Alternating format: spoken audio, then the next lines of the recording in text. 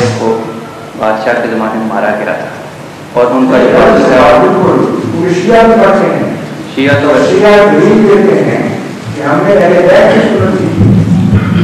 اس لیے مجھے علم ہے اس بات کا کہ مالکی میں بعض لوگ یہ اعتراض کرتے ہیں، یہ غلط ہے بالکل بات.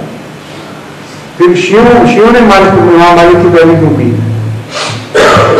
وہ تو ویسے ان کی کتاب کو حدیثوں کو بھی رد کرتے ہیں، بنا ٹھوس بنیاد بھی تو بتاتے ہیں. وہ کہتے ہیں حضرت صلی اللہ علیہ وسلم کے گھر میں جو بچے پلے ہیں ان کی سنت ان کے خاندان میں رائج ہوئی ہے، اور ہم نے جو ان سے سیکھا ہے حدیثوں کو کچھ پتہ نہیں. اس لیے جب اس بات کا وزن ہے، اس کو اس طرح نظر انداز نہیں کر سکتے کہ امام مالک کو مار پڑی تھی اس لیے انہوں نے یہ شروع کر دیا. بالکل درست بات نہیں. اس کے اندر ضرور کچھ نہ کچھ ایسی روایات موجود ہیں کہ کسی وقت ہو سکتا ہے یہ بھی کہ کسی وقت پڑی ہوں اور کسی وقت نہ پڑی ہوں، بعد میں ایک طریقے اختیار کر لیا، بعد میں دوسرا اختیار کر لیا.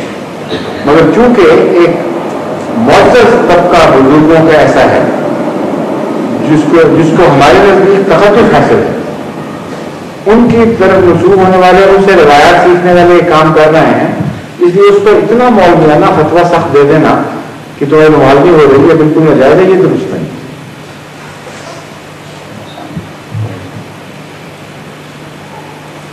سمائیے.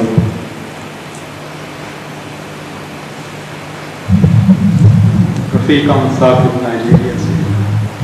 صافی صاحب نے جیسے فرمایا ہے کہ مغربی افریقہ میں یہ نماز ہاتھ چھوڑ کر پڑھنا یا ہاتھ باندھ کر پڑھنا، اس کو بہت ہی اہمیت دی جاتی ہے. یہ بڑی دلچسپ بات ہے کہ چونکہ ہماری جماعت کا تو طریق ہے ہاتھ باندھنے کا، اسی پر بہت بڑی بحثیں ہوتی رہیں، اور کچھ لوگ صرف اس وجہ سے ہم بھی ہوئے کہ جب وہ حج کے لیے گئے مکہ تو وہاں پر انہوں نے اکثریت کو ہاتھ باندھے ہوئے دیکھا تو انہوں نے آ کر اعلان کر دیا کہ جماعت ہم کی سچی ہے، کیونکہ جو یہ کہتے ہیں وہ بالکل درست ہے. اسی سلسلے میں ایک وضاحت کروں، میری ایک بات سے کو میں نے دور کیا بیٹھ جائیں.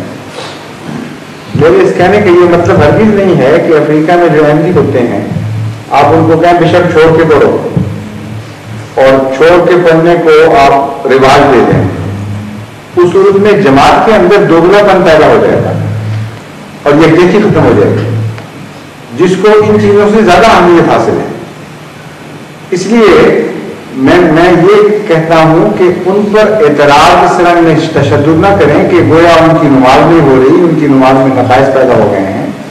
اس حد تک میں آپ کو علم کی اور رافت کی تعلیم دیتا ہوں، لیکن یہ مطلب اس سے نکال لینا کہ جماعت کی یکجہتی کو ختم کر دیا جائے اور اس میں قسم قسم کی فکروں کو داخل کر کے رواج پکڑ دے دیا جائے، یہ غلط ہے. کیونکہ نماز کے اندر ہی یکجہتی کا مفہوم شامل ہے، امامت کے ساتھ ایک جان ہونا، ایک آواز پر اٹھنا اور بیٹھنا. اس لیے نماز کے دوران حسن تبھی پیدا ہوگا اگر سب ایک ہی طریقے کو اختیار کریں. اور چونکہ یہ قطعی طور پر ثابت ہے کہ حضرت مسیح موعود علیہ السلام کسی ایسی سنت کو رواج نہیں دے سکتے تھے جو حضرت صلی اللہ علیہ وسلم سے تواتر سے ثابت نہ ہو. اس لیے ہمارے لیے جہاں تک جماعت احمدیہ کا تعلق ہے، جس سنت کو ہم نے عمل کے طور پر تواتر سے صحابہ سے پایا ہے، حضرت مسیح علیہ السلام کے ذریعے خدا نے اس مسئلے کو حل کر دیا اور زندہ کر دیا، جماعت کو اس پر قائم رہنا چاہیے.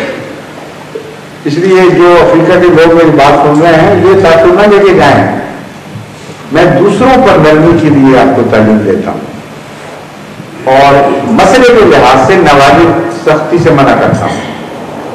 مگر جہاں تک جماعتی روایات کا تعلق ہے، جماعت کی فقہ میں یکجہتی پیدا کرنا ہمارا فرض ہے اور اس سے ہمیں اور بھی فوائد پہنچیں گے.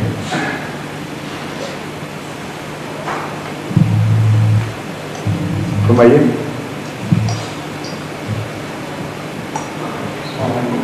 آج کی اس مجلس میں سید احمد بریلوی شہید کا تذکرہ آیا ہے کہ وہ بظاہر جو جہاد انہوں نے شروع کیا تھا حصہ اس میں وہ کامیاب نہیں ہوئے.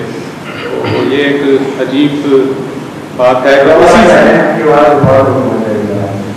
کہ جس زمانے میں سید احمد بریلوی نے یہاں جہاد شروع کیا اور اپنی اصلاح تجدید کا کام شروع کیا، اسی زمانے میں نائجیریا کے علاقے میں حضرت عثمان بن فودی نے بھی اصلاحی کام شروع کیا، اور اس زمن میں انہیں بھی تلوار اٹھانی پڑی۔ تو لیکن یہ عجیب بات یہ ہے کہ عثمان بن فودی کا جہاد، ظاہری جہاد بالسیف جو ہے، وہ بھی بہت کامیاب رہا۔ چنانچہ سکوٹو کے علاقے سے جہاں سے وہ اٹھے قریباً ایک وہ ہے دو متضاد نظریوں کے لیے مبحث بنی ہوئی ہے۔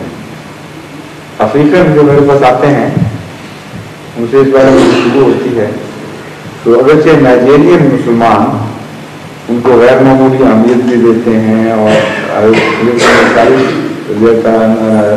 رحمہ اللہ نے بھی مجدد طور پر ان کا ذکر فرمایا ہے، لیکن اس کا یہ مطلب نہیں ہے کہ ان کا ہر فعل 100% درست تھا۔ بہت سے افریقن ایسے مجھے ملے ہیں جو یہ کہتے ہیں کہ انہوں نے جہاد کے مضمون کو جہاد کی حدود سے بہت آگے بڑھا دیا تھا، اور جارحانہ جنگیں بھی لڑی ہیں، اور جو سیاسی نوعیت کی اور قبائلی نوعیت کی تھی، ان کا در حقیقت اسلام سے کوئی تعلق نہیں ہے۔ چنانچہ نیچے آ کے بینگل اسٹیٹ میں بھی آ کے انہوں نے لڑائیاں کی ہیں، اور بھی جگہ کی ہیں جہاں وہ جواب جو ہم پیش کرتے ہیں وہ ان کے لیے موجود نہیں۔ اس لیے ان کو اتنا زیادہ اہمیت دے دینا کہ گویا ان کا فعل سنت بن جائے یا ان کے فعل کو ہم ڈیفینڈ کرنے کے پابند ہو جائیں، یہ درست نہیں ہے۔ میں تو بلکہ یہاں پر موقف لیتا ہوں کہ صحابہ کے دور کے بعد جو اسلام کی لڑائیاں ہوئی ہیں، اسلام کے نام پر مسلمانوں کی، ان میں بھی ہمیں احتیاط سے جائزہ لینا پڑے گا، اور بہت سی جگہیں جہاں مستشرقین اعتراض کرتے ہیں وہاں آنکھیں بند کر کے ڈیفینڈ کر دینا شروع کر دینا کہ مسلمان بادشاہ نے لڑائی کی تھی، اس کا نام خلیفہ تھا، اس لیے ضروری ہے کہ اس کو ڈیفینڈ کرو، یہ درست نہیں ہے۔ ہو سکتا ہے اس نے غلطی کی ہو، اس لیے ضروری ہے کہ آپ احتیاط کریں کہ غلط موقع پر جب آپ ڈیفینڈ کریں گے تو مار پھر اسلام کو پڑے گی۔ اس لیے اس کا عقل کا تقاضا ہے کہ اس کو یہ کہیں اس نے اسلام کی نمائندگی نہیں کی، غلطی کی ہے، مگر اسلام نے غلطی نہیں کی، اس نے غلطی کی، اسلام کو چھوڑا۔ اسلام کو کس طرح اعتراض ہوتا ہے؟ جہاں آپ قبول کر لیں گے وہاں پھر اسلام کو اعتراض کا نشانہ بنا لیں گے، یہ ثابت نہیں کر سکیں گے کہ اس کا موقف درست ہے، تو کہیں گے ہاں تم نے اسلام سے آئیڈینٹیفائی کر لیا تھا اس کو، اس لیے اب ہمارا اعتراض درست ہے کہ اسلام نے ظلم کیا۔ اس لیے جب نئی دنیا میں جہاں ہر ایک کو آزادی سے اعتراض کے حق ہیں، ہر طرف سے حملے ہو سکتے ہیں، ایسا موقف دینا چاہیے کہ کسی طرف سے بھی اسلام پر حملہ نہ ہو، اسلام کو اقلیت دینی چاہیے۔ اس لیے امام فوجی صاحب جتنا بھی بڑا مقام رکھتے ہیں، ان کی ہر لڑائی کو جہاد قرار دے دینا اور اس سے سند دے دینا یہ ہمارے لیے درست نہیں ہے۔ کیونکہ یہ بہت بڑا اعتراض غیر مسلموں کی طرف سے واقعی کیا جاتا ہے واقعات کی روشنی میں، اور ہمارے کو دفاع نہیں، ہمارے پاس جسٹیفیکیشن نہیں نظر آتی جہاد کی اصل روح کے مطابق۔